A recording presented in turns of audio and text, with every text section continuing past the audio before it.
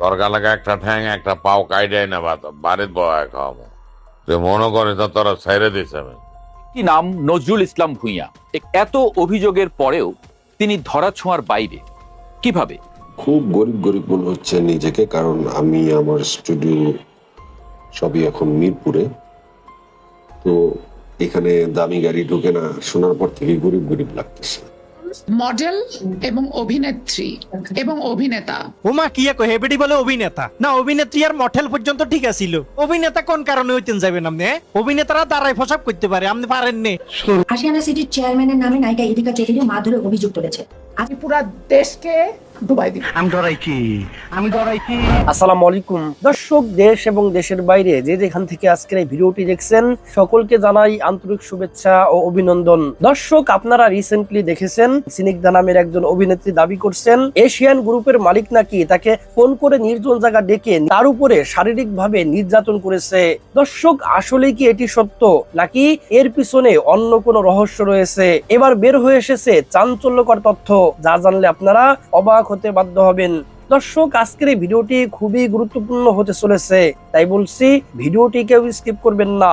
সম্পূর্ণ ভিডিওটি দেখলেই আপনারা সবকিছু বুঝতে পারবেন ইনশাল্লাহ। তো দর্শক, চলুন বিস্তারিত দেখে আসি।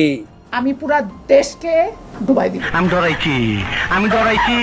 সারি দুনিয়া জ্বালা দেঙ্গে।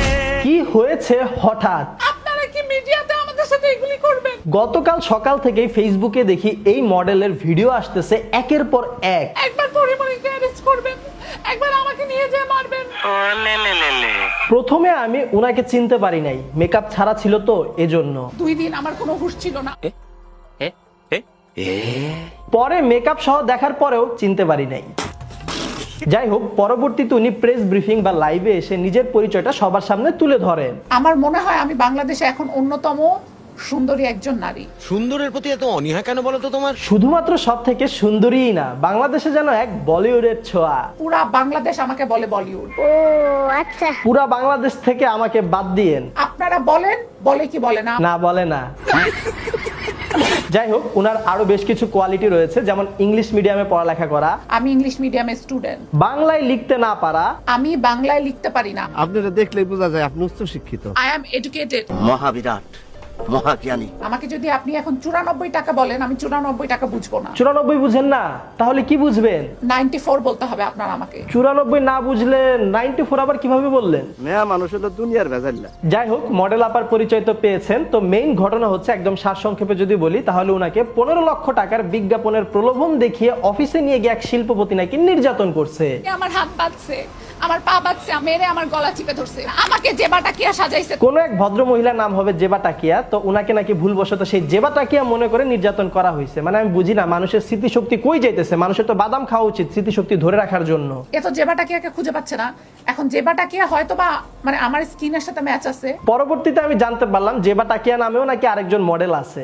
জেবা টাকিয়া নামে একটা মেয়ে আছে, সি গ্রেডের একটা মডেল। এই সম্পূর্ণ ঘটনা দেখার পর জান্নাত জেবা বি লাইক আমারে ফাঁসাইছ না কইলাম। আমরা আসলে সহজ সরল মানুষ। যদি সত্যিকারে এরকম হয়ে থাকে, একজনের বদলে অন্যজনকে ধরে নিয়ে নির্যাতন করছে, তাহলে বিষয়টা খুবই দুঃখজনক এবং এই কাজটা মোটেও ঠিক হয়নি। এই জিনিস আমি তারেক রহমান পর্যন্ত নিয়ে যাব। সো এই বিষয়টি নিয়ে কর্তৃপক্ষের স্টেপ নেওয়া উচিত। তবে আমি যেটা চিন্তা করতেছি ভাই, বাংলাদেশে আরো কত শত শত মডেল আছেন নাম না জানা অজানা। আমি কি একজন মেয়ে নাকি মেয়ে না? অবশ্যই আপনি একজন মাইয়া, কিন্তু আপনি করেন কি? আমি একজন মডেল এবং অভিনেত্রী এবং অভিনেতা। ওমা কি কো হেবেডি বলে অভিনেতা না অভিনেত্রী আর মডেল পর্যন্ত ঠিক আছিল, অভিনেতা কোন কারণে হইতেন যাবেন আপনি? অভিনেতারা দাঁড়ায় ফসাব করতে পারে, আপনি পারেন নে। রে ভাই, ঘটনাটা আপনাদেরকে খুলে বলি। আমাদের এই অভিনেতা আপার এশিয়ান কোম্পানির মালিকে 20 লাখ টাকার কি একটা কাজ দিব বলি তার সুরঙ্গে লই গেছে। বলো 20 লাখ টাকা সুরঙ্গ করে রাখছে। আমি ইংলিশ মিডিয়ামের স্টুডেন্ট, আমি বাংলায় লিখতে পারি না। পুরা বাংলাদেশ আমাকে বলে বলিউড, পুরা বাংলাদেশ আমাকে বলে বলিউড। আচ্ছা, বলিউডও বলেন? এটা তো ইন্ডিয়াতে, এই কারণে তো বাংলাদেশে আমাদের কোনো সিনেমা আমার চোখে পড়ে না। এই বলিউড আফার সিনেমা কে কে দেখছো তোমরা? খ্যাত একটা রুম, হ্যাঁ, এসি পর্যন্ত নাই তার রুমে। হিসে মারতাম হাতের কোয়ালে, এত রুমে এসি পর্যন্ত নাই কেন? এসি থাকলে আপামনি শিওর রাজি হয়ে যেত। আজকে এসি না থাকাতে কাহিনীটা হইছে। ওয়াশরুমের ভিতরে একটা টর্চার সেল, গোপন ফ্ল্যাট, বিছানা টিছানা সবকিছু ওয়াশরুমের ভিতরে। ও মা রে, কত বড় ওয়াশরুম এটা! ওয়াশরুমের ভিতরে বলে বিছানা? না, এটা তো তাহলে ঘরে তুনো বড়টা। এত বিশাল ওয়াশরুম আর বাপের জন্মেও দেখিনো। জনি বাইরে কোনোদিন দেখছেন এত বড় ওয়াশরুমে বিছানাপত্রে উনি কাজ করতে? আমার হাতে এরকম করে বাঁধা গরম কফি নিয়ে আমার মুখে ঢেলে দিল। কাজের ফলবন দেখায় আপুমনির লই যে এভাবে মূলত অত্যাচার নির্যাতন করছে। আপুমনি শেষ পর্যন্ত আপনি মুক্তি কিভাবে হাইছেন? তুই মদ খাইলে তোরে ছাইড়া দিব। আমি বললাম আমি খাচ্ছি, আমি 2 সিপে কি, আমি 1 সিপে খেয়ে ফেলছি, পুরাটা 1 সিপে খেয়ে ফেলছি আমি। ওরে সালার, এই ঘটনা তো পরিমনির সাথেও ঘটছিল।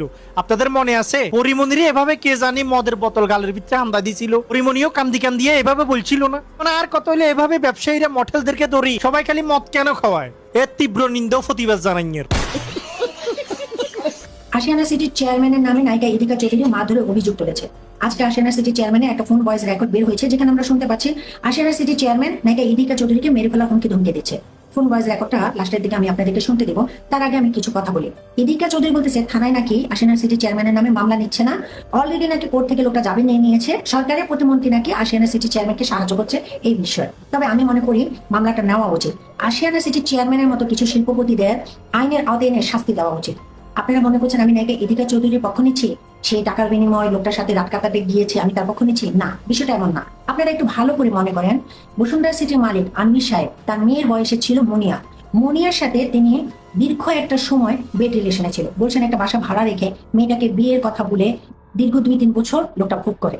কিন্তু একটা সময় লোকটা মুনিয়াকে তার জীবন থেকে ছুড়ে ফেলে দেয়। যখন মুনিয়া তার জীবন থেকে সরে আসতে অস্বীকৃতি জানায়, তখন মুনিয়াকে লোকটা মেরিয়ে ফেলে। তারপরে আনবির সাহেব থানা, পুলিশ, কোর্ট, এমপি মন্ত্রী সব কিনে ফেলে কোটি কোটি টাকা দিয়ে, বিষয়টাকে ধামাচাপা দিয়ে ফেলে। কিন্তু এইখানে বিষয়টা অন্যভাবেও তো সমাধান হতে পারতো। মেয়েটা তো আজকে দুনিয়াতে জীবিত থাকতো, তাই না? তাকে তো মেরে ফেলা লাগতো না। যেমন ধরেন এই বসুন্ধরা সিটির মালিকদের এদের কোটি কোটি টাকা, দেশে বিদেশে এদের বিজনেস আছে, এরা অনেক পয়সা আলা। তো মুনিয়ার মতো একটা গরিব সাধারণ ঘরের মেয়েকে হ্যান্ডেল করা কি তার জন্য খুব কঠিন ছিল?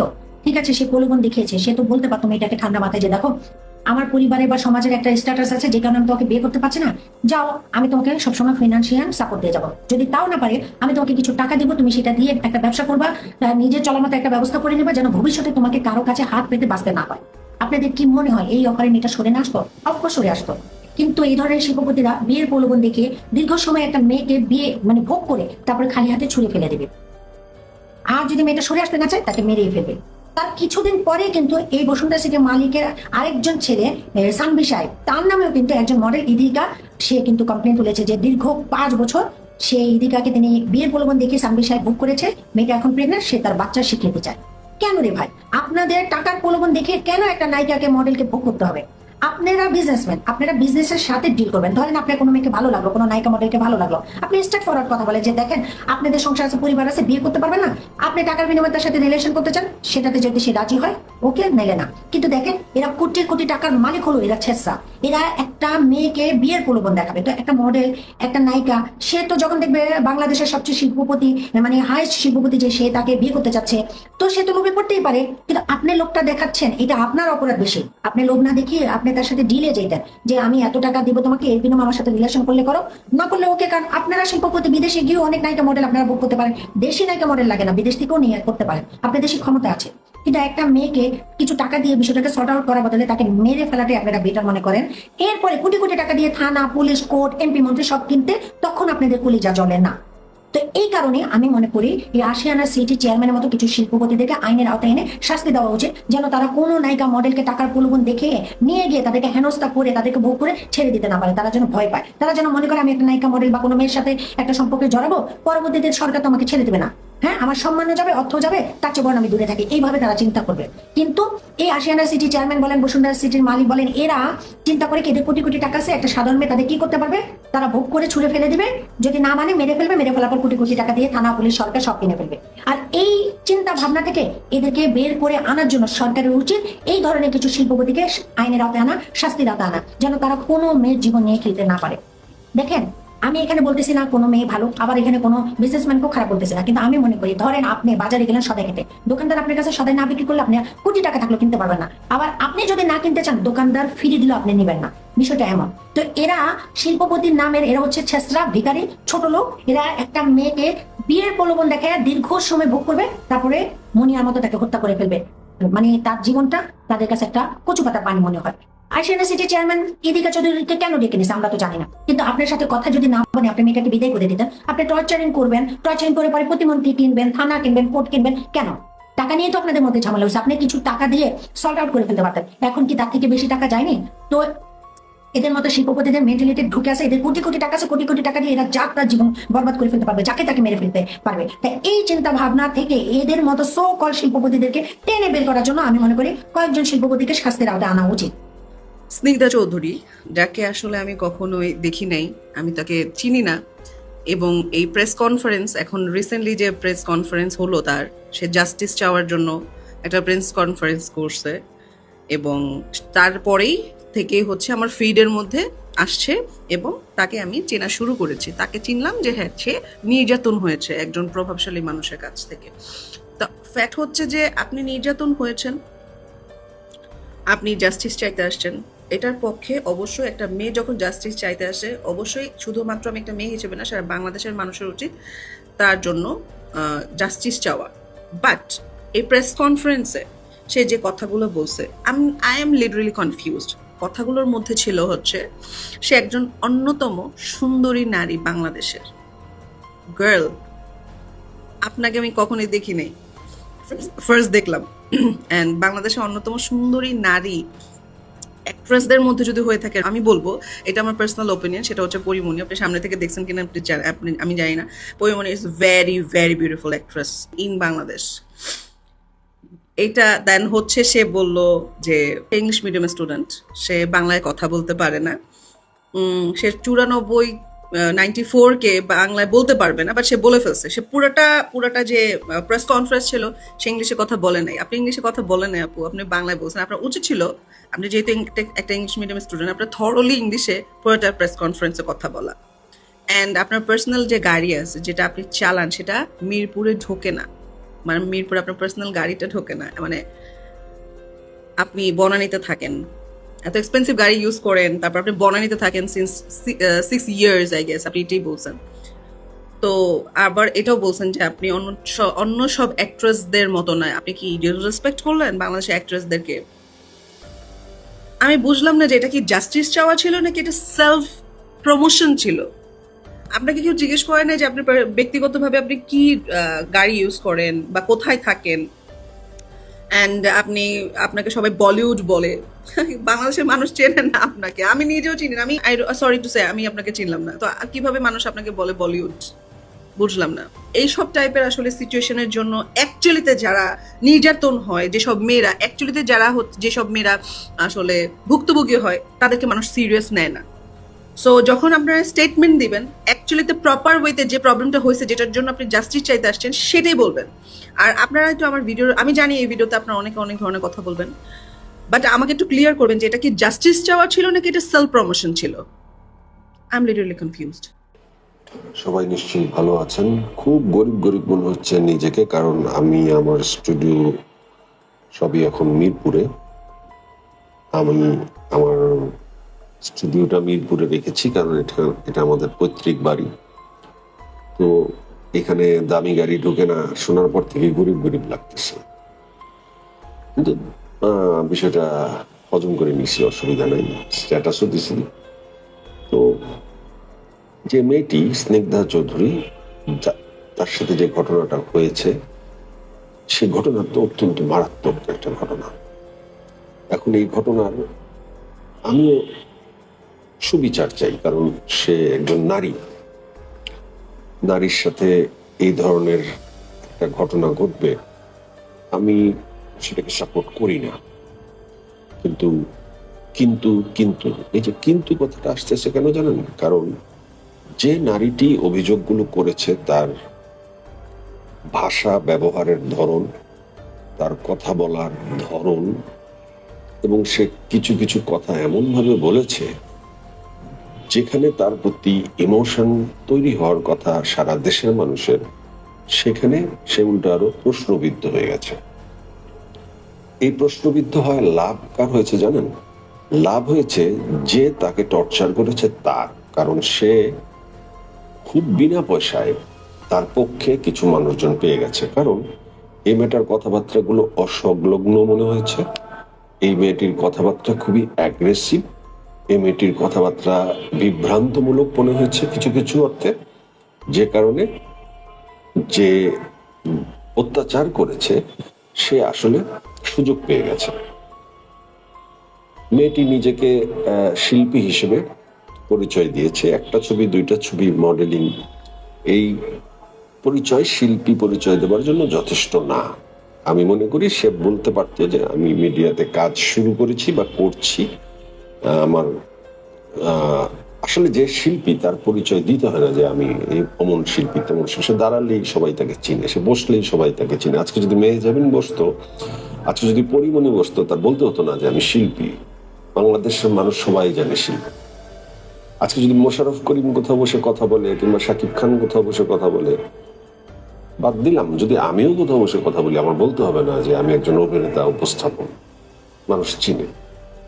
আপনাকে কয়জন চিনে আমি জানি না, কিন্তু আপনি শিল্পী, বলিউডের শিল্পী, কি আবল তাবল কথাবার্তা কিভাবে বললেন, এইভাবে বলে আপনি ইমোশনটাকে এবং আপনার সাথে ঘটে যাওয়া ঘটনাটাকে দুর্বল করে দিলেন। কথা বলা শিখতে হবে, কথা বলা শিখে তারপর মিডিয়ার সামনে কথা বলতে হবে। এতে কি হয় জানেন, পুরো শিল্পী সমাজের প্রতি ইম্প্যাক্টটা খারাপ হয়, মানুষের ইমপ্রেশনটা খারাপ হয়। মানুষ ভাবে যে শিল্পী এরা কারা, কোন নায়িকা, কি শিল্পী, কি হয়েছে। খুব নেগেটিভ একটা অ্যাপ্রোচ সোসাইটিতে পড়ে। আমি অনুরোধ করব যে আসলে যে ইচ্ছা খুশি মিডিয়াকে ব্যবহার করে সে শিল্পী, সে নায়িকা, সে নায়ক, এগুলি বলা থেকে বিরত হতে হবে। এক্ষেত্রে আমাদের সংগঠনগুলো হোক বা আমাদের কর্তৃপক্ষ বা আমাদের গার্জিয়ানদের এক্ষেত্রে ভূমিকার দরকার আছে। কারণ শিল্পী তো খুব সম্মানের একটা বিষয়, সম্মান করবে সবাই শিল্পীদেরকে। এমন আবল তাবল কথা বলা মানুষ শিল্পী হয় কিভাবে, এই বিষয়টি খুবই আপত্তিকর। কিন্তু তারপরও আমি মনে করি যে একজন নারীর সাথে যে ঘটনা ঘটেছে তা যদি সত্যি হয় তার তদন্ত হওয়া উচিত। বাংলাদেশের একজন নারীর সাথে, হোক সে শিল্পী, হোক সে আইনজীবী, হোক সে যা, সেখানে না। আমার প্রশ্ন হচ্ছে তার সাথে যদি এরকম অন্যায় হয়ে থাকে যা সে বর্ণনা করেছে, তার বিচার হওয়া উচিত। কিন্তু প্রশ্ন এখানে আরেকটাও থাকে, ন্যায় বিচার। সে কি সত্য বলছে কিনা, পুরোটাই কি সত্য কিনা। এখানে নানানজন নানান কথা বলছে, তো সেক্ষেত্রে তদন্তটা নিরপেক্ষ হওয়া উচিত। এই তদন্ত কিছুই লাগতো না সে যদি সত্যি সত্যি মানুষের মন জয় করতে পারতো। কিন্তু আজকে শুধু ভিকটিমের পক্ষে লোক দাঁড়াবে না, যাদের বিপক্ষে বলা হচ্ছে তাদের পক্ষেও লোক দাঁড়াবে, শুধুমাত্র তার কথার বলার ভঙ্গিমার ভুলের কারণে। এই ভঙ্গিমা, এই ছোট ছোট ভুলগুলো আমাদেরকে অনেক বড় বড় সাফল্য থেকে দূরে সরিয়ে দেয়। আপনি এত বড় অত্যাচারের শিকার হয়েছেন, আপনার বিচারটা আমি চাই, কিন্তু আপনি নিজেই আপনার বক্তব্যের কারণে আপনার বিচারটাকে বিলম্বিত করে দিলেন। শিল্পীরা এইভাবে কথা বলে না, শিল্পীদের কথাবার্তা অনেক সুন্দর হতে হয়। মিস স্নিগ্ধা, আপনার ভিডিও দেখলাম, বেশ কয়েকটা ভিডিও দেখলাম, তবে ভিডিওগুলো কিছু কিছু এডিট করা, কারণ আপনার সম্পূর্ণ ভিডিও, সম্পূর্ণ কথোপকথন কোনো একটা চ্যানেল হয়তো দিয়েছে, বাট আমার চোখে পড়েনি। আপনার সাথে যেটা হয়েছে অবশ্যই সেটা ভীষণ অন্যায়, এর তীব্র প্রতিবাদ করছি। সেই সাথে কোনো পুরুষ এবং নারী কারো সাথেই যেন এ ধরনের আচরণ কখনো না হয়, সেটাই প্রত্যাশা করছি। পুরুষের জন্য বলছি যে হ্যাঁ, হয়তো আপনার সাথে যে ধরনের আচরণ হয়েছে, পুরুষের ক্ষেত্রে হয়তো অন্যভাবে অন্য কোনো স্টাইলে টর্চার হতে পারে, কোনোটাই চাই না। তবে আপু, একটা অনুরোধ আপনাকে, আপনার ভিতরে প্রচন্ড অহংকার, আপনার কথার মধ্যে সেটা ফুটে উঠেছে, যে কারণে যেখানে দেশের প্রত্যেকটা মানুষেরই আপনার প্রতি একটা সহানুভূতি থাকা উচিত ছিল, বা আপনার প্রতি মানে একদম মনের গভীর থেকে আপনার জন্যই এক হয়ে দাঁড়ানো, সেই বিষয়টা না এখন অনেকটা ছুটে গিয়েছে। কারণ আপনার কথা বলার ভঙ্গিমায় আপনার ভেতরকার যে একটা অহংকার বোধ, আপনি যে অনেক অহংকারী, সেটা আপনার কথায় চলে আসছে। পৃথিবী কিছুই না আপু, এত অহংকার করবেন না, ঠিক আছে? এত অহংকার না, অহংকারই করবেন না, ঠিক আছে? এটা আমার অনুরোধ। তবে আপনার সাথে যেটা হয়েছে সেটার সঠিক তদন্ত করে উপযুক্ত বিচার চাই। সেই সাথে আপনাকে অনুরোধ করি, নিজেকে পরিবর্তন করুন যতটা সম্ভব। ভালো থাকবেন, শুভকামনা রইল আপনার জন্য। তো সম্মানিত দর্শক শ্রোতা, আশা করি সম্পূর্ণ ভিডিওটি দেখেছেন এবং সবকিছু বুঝতে পেরেছেন। দর্শক, এ সমস্ত অভিনয় বা এ সমস্ত মডেলিং সাথে যে সমস্ত মেয়েরা জড়িত 99.99% খারাপ কাজের সাথে জড়িত। আমার কাছে মনে হয় খারাপ কাজ করতে গিয়ে লেনদেনে কোনো ঝামেলা হয়েছে, এর কারণে মেয়েটি এশিয়ান গ্রুপের মালিকের বিরুদ্ধে অভিযোগ তুলেছে। কারণ এ সমস্ত মেয়েরা টাকার জন্য যে কোনো কিছু করতে পারে, এ সমস্ত মেয়েরা নিজেকে বড় পর্দায় দেখাবে, এজন্য যে কোনো কিছু করতে পারে এ সমস্ত মেয়েরা। দর্শক, আপনারা সব সময় অ্যালার্ট থাকবেন, আপনার সন্তান কি করছে, আপনার সন্তানও এই সমস্ত গুনাহের ফাঁদে পড়ে যেতে পারে। এই সমস্ত গুনাহের ফাঁদ তৈরি করে বিভিন্ন সিরিয়াল, বিভিন্ন নাটকের মাধ্যমে টোপ দেওয়া হয়। মেয়েরা মডেলিং করার জন্য, নিজেকে বড় পর্দায় দেখার জন্য নিজের সতীত্ব বিসর্জন দিতেও দ্বিধাবোধ করে না। আল্লাহ পাক রব্বুল আলামিন যেন এই সমস্ত কুমন্ত্রণার ফাঁদ থেকে, এই সমস্ত মডেলিং থেকে আমাদের সন্তানদেরকে হেফাজত করেন। আমিন আমিন। দর্শক, আজকের এই ভিডিও নিয়ে আপনাদের মন্তব্য কি? আপনাদের মূল্যবান মন্তব্য অবশ্যই কমেন্ট সেকশনে জানিয়ে দিবেন। ভিডিওটি ভালো লাগলে লাইক এবং শেয়ার করে দিয়েন। আর হ্যাঁ, নিত্য নতুন আপডেট ভিডিও পেতে চ্যানেলটি সাবস্ক্রাইব করতে ভুলবেন না। দেখা হবে নতুন ভিডিওতে, ততক্ষণ ভালো থাকুন, সুস্থ থাকুন, এই দোয়া রইল। আসসালামু আলাইকুম ওয়া রাহমাতুল্লাহ।